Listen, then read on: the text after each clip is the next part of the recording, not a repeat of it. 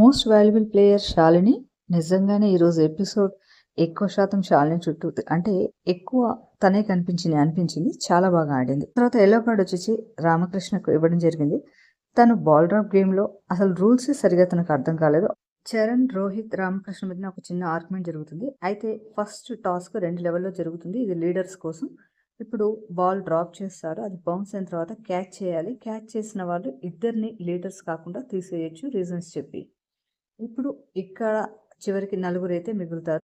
ప్రియా, సృష్టి, దీపక్, శాలిని. వీళ్ళు నలుగురైతే మిగులుతారు. ఇక్కడ శాలిని గేమ్ చాలా బాగా అనిపిస్తుంది. సో ఇక్కడ వీళ్ళకి రెండో టాస్క్ ఏం పెడతారంటే ఒక బాక్స్ ఉంటుంది. ఆ బాక్స్ లోపలే ఉండాలి. 4 ఒక జ్యూస్ గ్లాసెస్ ఇస్తారు. మీ గ్లాస్ కాపాడుకుంటూ పక్క వాళ్ళ గ్లాసు పడేయాలి. సో ఇక్కడ మనకు చూపించిన దాని ప్రకారం ఫస్ట్ అయితే వాళ్ళు ఒక స్ట్రాటజీ వేసుకుంటారు. కానీ ఏమవుతుంది అంటే శాలిని సృష్టి గ్లాస్ తన్నేస్తుంది. అప్పుడు ప్రియా ఊహించిన విధంగా దీపక్ది తన్నేస్తుంది, పడేస్తుంది గ్లాసు. అప్పుడు ప్రియా మరియు శాలిని ఇద్దరు మిగులుతారు.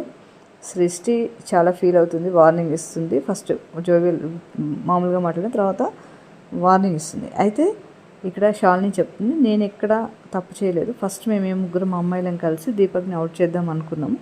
తర్వాత సృష్టి ప్రియా సైడ్ వెళ్ళేసరికి ఇండివిజువల్గా ఆడుతుందేమో అనుకొని అప్పటికప్పుడు తన డెసిషన్ తీసుకొని సృష్టిది పడేయడంతో ప్రియా దీపక్ది పడేస్తుంది. వాళ్ళిద్దరైతే మిగులుతారు. కానీ ఇక్కడ ప్రియాకి అవకాశం వచ్చినా కానీ శాలిని స్వాప్ చేయడం వల్ల అయితే పోతుంది. అది ఎలా అంటే ఇప్పుడు బిందు మాధవి ఏదైతే అమన్ మసూద్కి వచ్చిన బ్లాంక్ కార్డ్ ఉందో అది ఈరోజు ఎపిసోడ్లోనే వాడాలి. సో బిందు మాధవి గారు ఏం చేస్తారంటే ఆ కార్డ్ని అమన్కి వాడచ్చు, లేదా ఈరోజు మంచి ప్లేయర్ అంటే బాగా డిఫెండ్ చేసుకున్న వారికైనా ఇవ్వచ్చు. సో ఇక్కడ రోహిత్, తర్వాత శాలిని, చరణ్ వీళ్ళు అయితే బాగా డిఫెండ్ చేసుకున్నారు. సో తను ఏం చేస్తుంది అయితే సరే నా చాయిస్ శాలినికి అయితే తను కార్డ్ ఇవ్వడం జరుగుతుంది. శాలిని ఏం చేస్తుంది అంటే శాలిని బాల్ పట్టుకున్నప్పుడు ఝాన్సీని తీసేస్తుంది కదా, మీరు పాజిటివ్ వేలో మీరు గ్రూప్ను హ్యాండిల్ చేయలేరు అని చెప్పేసి. సో తనకు అవకాశం ఇస్తూ తనను ప్రియాని స్వాప్ చేసి ఝాన్సీని అయితే లీడర్ చేస్తుంది. ఇప్పుడు వీళ్ళకు ఒక టాస్క్ పెడతారు.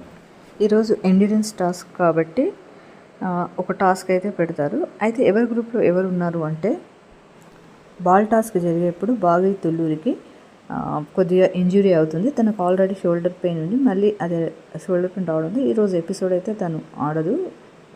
అయితే ఎవరి గ్రూప్లో ఉన్నారు అంటే ప్రియా గ్రూప్లో హేమంత్, మిథిలేష్, రామకృష్ణ, దీపక్, ఝాన్సీ.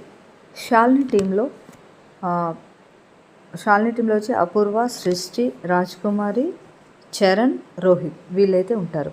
అయితే శాలినికి వచ్చిన పవర్ ద్వారా ప్రియాను స్వాప్ చేసి ఝాన్సీని టీం లీడర్ చేస్తుంది. ఇప్పుడు ఝాన్సీ, శాలిని వీళ్ళైతే గేమ్ ఆడతారు. వెయిట్స్ బ్యాలెన్స్ చేయడం. ఇందులో ఝాన్సీ టీం విన్ అవుతుంది. చూడు మా టీం విన్ అయింది అంటే శాలిని అంటుంది 80%, ఎందుకంటే నీ టీం మెంబర్స్ కూడా నీకు హెల్ప్ చేశారు కాబట్టి అని తను ఒప్పుకుంటుంది.